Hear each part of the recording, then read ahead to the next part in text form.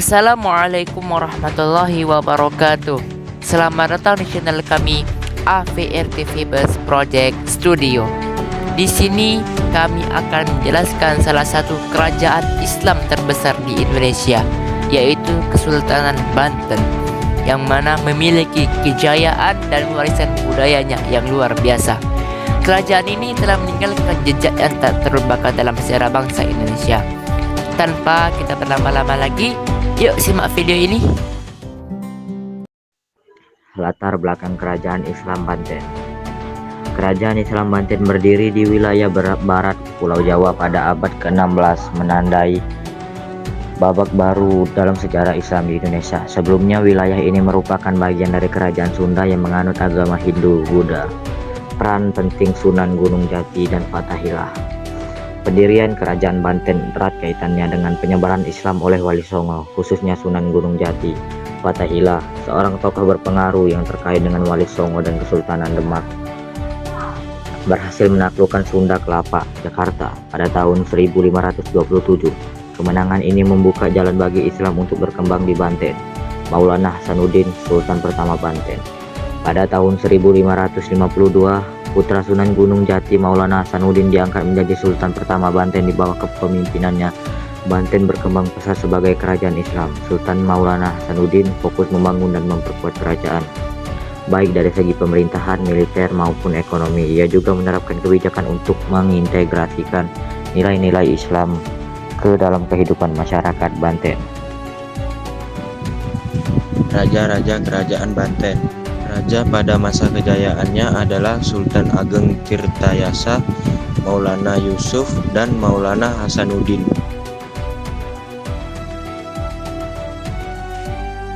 Masa pemerintahan pertama di bidang politik. Kehidupan politik Kerajaan Banten pada dasarnya berbentuk kesultanan dengan sistem monarki absolut, di mana sultan memegang kekuasaan tertinggi. Sultan Maulana Hasanuddin dianggap sebagai peletak dasar kerajaan Islam Banten. Namun masa kejayaan dicapai era Sultan Ageng Tirtayasa. Sultan Ageng Tirtayasa dikenal sebagai perlawanannya terhadap Belanda, namun juga menjalin hubungan baik dengan penguasa daerah lain. Intervensi Belanda dalam urusan internal Banten, khususnya dukungan kepada Sultan Haji, menyebabkan perpecahan dan menjadi awal kemunduran kerajaan. 2. Bidang ekonomi. Kehidupan ekonomi Kerajaan Banten sangat dipengaruhi oleh perdagangan internasional, terutama lada. Banten menjadi pusat perdagangan dan pusat penyebaran Islam karena letaknya yang strategis dan komoditas ekspornya, yaitu lada. Selain lada, hasil pertanian dan perkebunan seperti beras dan tebu juga diperdagangkan. Di bidang sosial, pada masa pemerintahan Kerajaan Banten, khususnya di era Sultan Ageng Tirtayasa, kehidupan sosial masyarakat Banten cukup baik dan sejahtera. Sultan Ageng Tirtayasa memperhatikan kesejahteraan rakyatnya dan agama Islam menjadi landasan utama kehidupan sosial dan juga penyebaran Islam. Bahkan Banten pun dikenal sebagai pusat penyebaran Islam di Pulau Jawa. Dan berikutnya toleransi beragama, perdagangan dan peningkatan ekonomi. Sultan Ageng Tirtayasa juga menerapkan sistem perdagangan bebas dan meningkatkan kemampuan rakyat. Terakhir, bidang budaya. Kehidupan sosial dan budaya masyarakat Banten berkembang pesat, didorong oleh pengaruh Islam dan interaksi dengan budaya luar seperti Sunda Wiwitan, pengaruh Hindu Jawa dan Cina dan Eropa. Banten menjadi pusat penyebaran Islam di Pulau Jawa yang semakin memperkuat pengaruh Islam dalam kehidupan sosial dan budaya. Contoh peninggalan budaya dari Masjid Kesultanan Banten adalah Masjid Agung Banten. Peninggalan arsitektur yang unik mencerminkan agregasi budaya dan lain-lain maupun sebagainya. Peninggalan Kerajaan Banten. Selain Masjid Agung Banten, terdapat beberapa peninggalan lainnya yang memiliki nilai sejarah. 1. Benteng Spilwitz. Benteng yang dibangun pada tahun 1682 ini merupakan simbol kekuasaan Belanda dan diperkirakan sebagai tempat permukiman dan pertahanan Belanda. 2. Danau Tasikardi. Danau buatan ini diperkirakan dibuat pada masa pemerintahan Sultan Maulana Yusuf.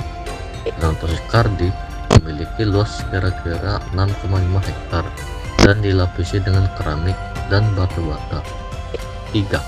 Keraton Kaibang adalah peninggalan kerajaan Banten yang dibangun pada 1815. Keraton ini merupakan bekas kediaman Sultan Syafiuddin. 4. Keraton Surosowan berdiri sekitar abad ke-17.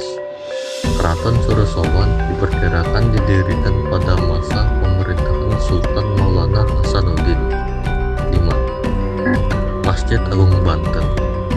Masjid Agung Banten dibangun pada masa pemerintahan Sultan Maulana Hasanuddin.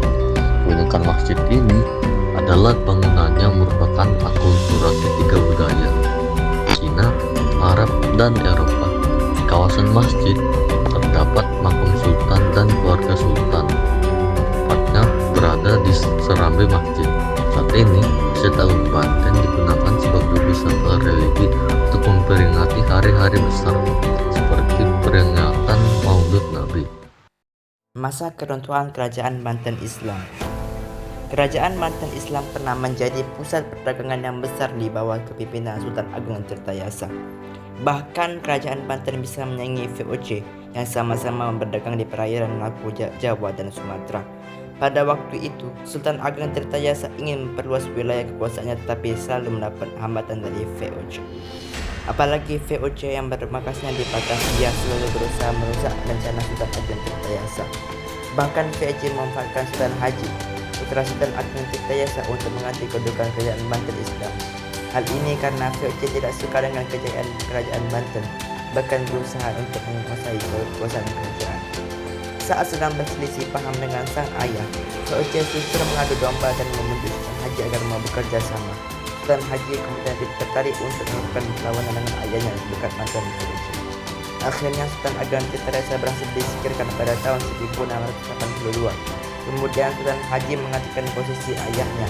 Sejak kemungkinan Sultan Haji, Kerajaan Banten Islam menjadi berada di bawah kepemimpinan Muslim. Kedudukan Pengadilan Jenderal Hindia Belanda bernama Herman William Daendels. Dia ini juga menjadi pemimpin kebentuan. Waktu itu Daendels memerintahkan Sultan Banten untuk menaikkan pusat kerajaannya. Sayangnya hal tersebut ditolak. Penolakan tersebut tentu membuat Daendels menurunkan pasukannya untuk menyerang Kerajaan Banten Islam. Tidak lama kemudian Kerajaan Banten benar-benar runtuh di tahun 1813. Sebelum keruntuhan Kerajaan Banten Islam secara klimaks, kerajaan tersebut sudah menjadi bagian wilayah Hindia Belanda sejak tahun 1898 dan resmi dihapuskan pada tahun 1812 oleh kolonial Inggris yang berkuasa pada waktu itu.